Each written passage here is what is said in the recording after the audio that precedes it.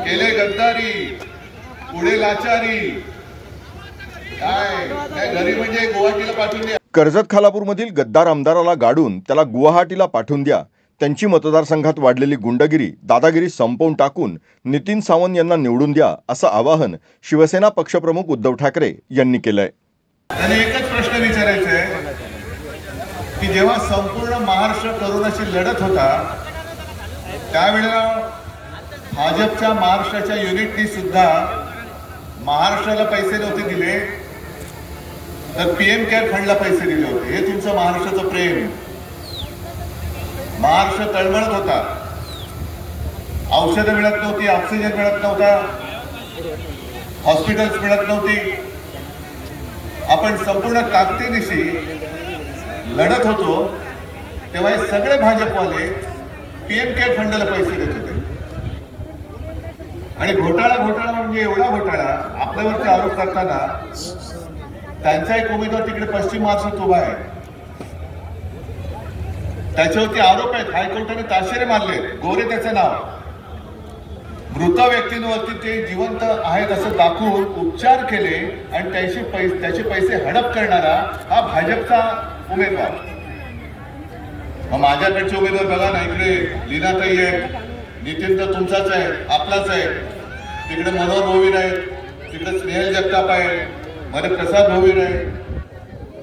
हे सगळे हाकेला कधी तुम्ही हाक मारा, हाकेला हो देणारी माणसं आहेत, धावून येणारी माणसं आहेत. मी मुद्दामून इथे आलो कारण मला गद्दाराला गाडायचंच आहे, कोणत्याही परिस्थितीत गाडायचं. आणि नितीन, तुम्ही एका गोष्टीची आठवण करून दिली की मी ज्या क्षणी वर्षा सोडला आणि मी माझ्या घरी निघालो मातोश्रीला, मला तेव्हा पहिल्या प्रथम कोरोना झाला होता. डॉक्टरने सांगितलेलं एक तर ऑपरेशन झालेलं. डॉक्टर म्हणाले उद्धवजी काळजी घ्यायला पाहिजे कारण ऑपरेशन झाले, त्याच्यात करोना सारखा भयानक जो काही आजार आहे तो झालाय, तुम्ही जनतेत जाऊ नका. म्हटलं जनतेत जाणार नाही तर कुठे जाणार. मी निघालो, एका क्षणात वर्षा सोडला आणि मी मातोश्रीकडे निघालो. रस्त्यात तोबा गर्दी होती. अनेक जण आज सुद्धा मला सांगतात की उद्धवजी त्यावेळेला आमच्या घरातले सगळेजण रडत होते, आम्ही कोणी जेवलो नाही, आम्ही त्या रात्री झोपू शकलो नाही.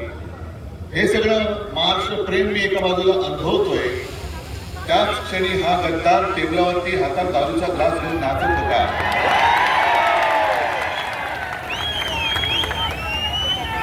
मला माझं व्यक्तिगत काही नाही, माझं काय व्हायचं आहे तुमच्यासाठी होईल, पण गद्दारी सेलिब्रेट करणारा हा आपला आमदार होऊ शकतो. बाकी दादागिरीचं माझ्यावरती सोपवा तुम्ही. तुम्ही इथून नितीनला निवडून द्या. याला सांगतो तुला खडी फोडायला नाही पाठवलं ना,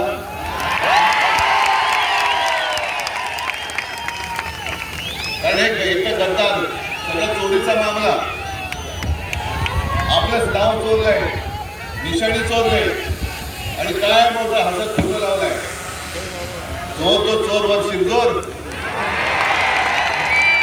ही मस्ती ही उतरायची नाही तर काय डोक्यात घेऊन फिरवायची. इकडे बाकीची जी काही कामं आता नितीन दादा तुम्हाला सांगत होता, 5 वर्ष आमदार होता, 2.5 वर्ष मी मुख्यमंत्री होतो, माझ्याकडे एकही कुठल्याही विकासाचं काम घेऊन आलं नाही. 2.5 वर्ष झाल्यानंतर यांनी गद्दारी करून सरकार पाडलं, खोके घेऊन तिकडे गेला. म्हणजे जनतेला धोके आणि स्वतःला खोके.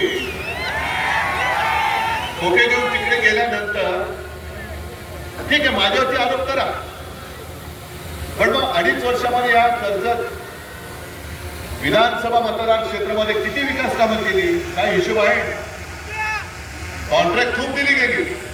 संपूर्ण महाराष्ट्रभर जिथे जिथे गद्दारी झाले तिथे तिथे मी पाहतोय कॉन्ट्रॅक्ट खूप दिले गेले, पैसा दिला गेलाय, सरकारच्या तिजोरीतून पैसा दिला गेलाय, पण तो खालपर्यंत आलेलाच नाही.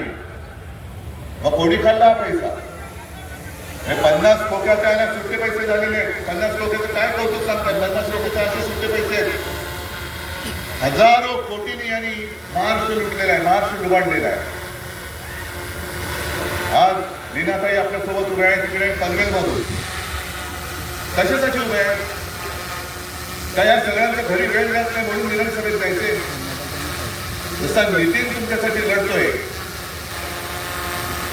खरं म्हटलं तर निवडणूक जवळ आल्यानंतर आणखीन काही आले होते पैसेवाले, साहेब आम्हाला उमेदवारी द्या, आम्हाला उमेदवारी द्या. माझ्याकडे पैसा कोण किती होतो याला किंमत नाही, निष्ठेने हातामध्ये भगवा कोण धरतो याला मी किंमत. केले गद्दारी, पुढे लाचारी. काय घरी म्हणजे गुवाहाटीला पाठवून द्या, गुवाहाटीला द्या पाठवून.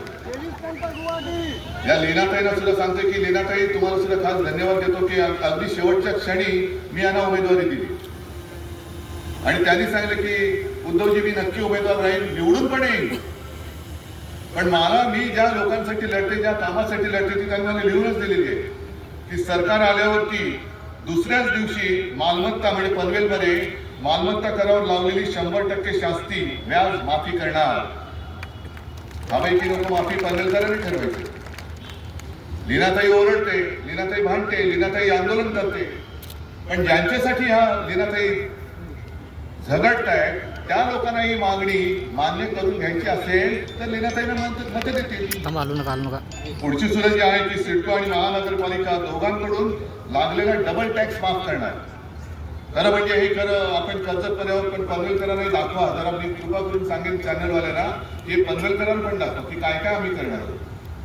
लोढा परावाला मालमत्ता करत दिलेली सवलत, त्यांना सवलत सिडको वसाहतींना पण आपण द्यायला पाहिजे आणि ती दिल्याशिवाय राहणार नाही.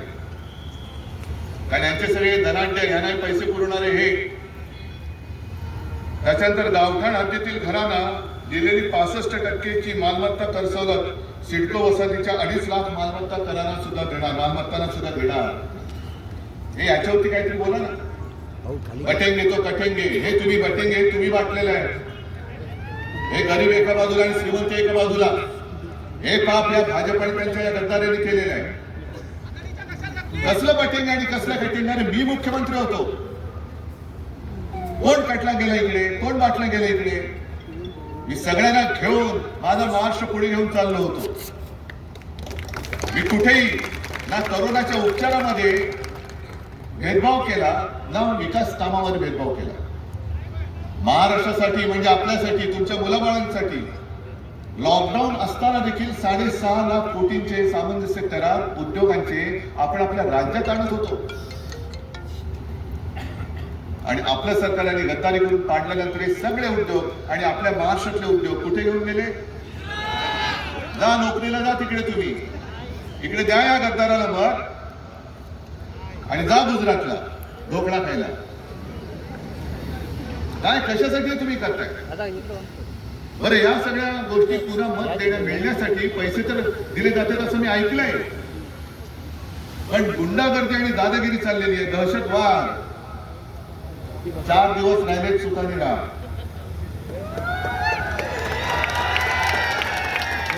चार दिवस राहिले, भोगून घे, नंतर तुला कधीही विधान भवनाचं दार बघायला मिळणार नाही आहे. आणि मग गावामध्ये नीट फिरायचं असेल तर मस्ती सोड आणि नम्रतेने वाग. पण जर का आता तू दादागिरी केलीस आणि केवळ शिवसेनाच नाही तर महाविकास आघाडीच्या कोणत्याही कार्यकर्त्याला छळण्याचा प्रयत्न केला तर 23 तारखेनंतर महाविकास आघाडीचे सरकार आहे आणि सगळे गद्दार आहेत. बघून घ्या काय करायचं ते. या ज्या काही आपण 4 जागा दिल्या की आपल्या काँग्रेसचे पुढे गेले त्यांना खास धन्यवाद देतोय. यांना खास धन्यवाद देतोय कारण पूर्ण ताकदीने आपल्या या 4ही शिवसेना उमेदवारांच्या पाठीशी हे त्यांना विजयी करण्यासाठी उतरलेले आहेत. आणि मी त्यांना शब्द देतोय की तुम्ही जे काय मला मदत करताय ना, सरकारी योजना मी ही मदत व्हायला होऊ देणार नाही. आणि हे स्वतः उमेदवार आहेत तिथे असंच समजतंय.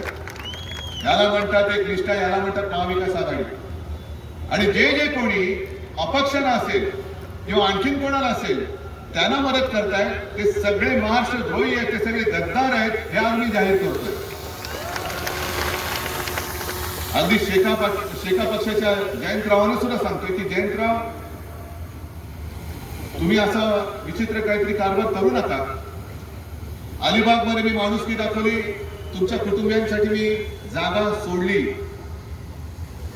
कारण आपलं असं ठरलं होतं की उरणची जागा ही शिवसेना लढवणार.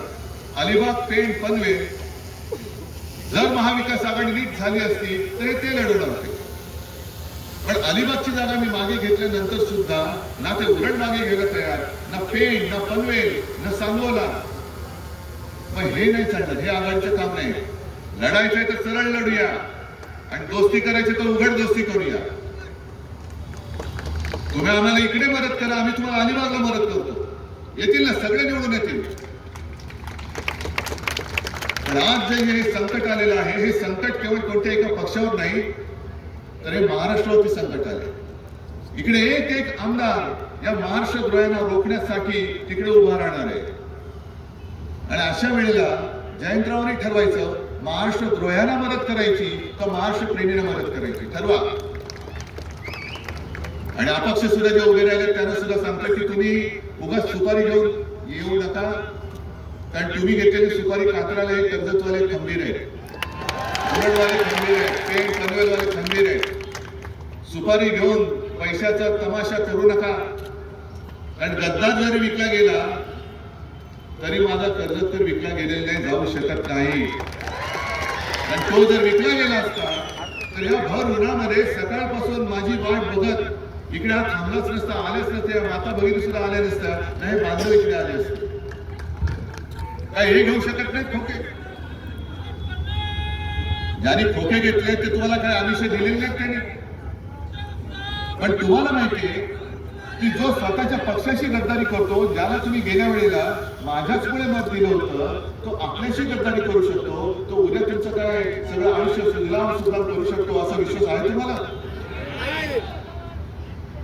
ज्या काही गोष्टी आपण वचननामे दिलेल्या आहेत, मुलींप्रमाणे मुलाला मोफत शिक्षण मी करून दाखवणार, महिलांना ज्या ज्या सरकारी बस सेवा आहेत त्या सगळ्या सरकारी बस सेवेमधून मोफत प्रवास मी देऊन दाखवणार, शेतकऱ्याला पुन्हा कर्जमुक्त मी करून दाखवणार. अगदी इकडे जरी नसलं तरी मराठवाडा आणि इतरत्र जो काय आहे विदर्भ बाकीचा भाग, सोयाबीनला 7,000 रुपये हमी हो मी देऊन दाखवणार आहे. 25 लाख पर्यंत कॅशलेस मेडिकल सेवा ही आपण देणार आहोत.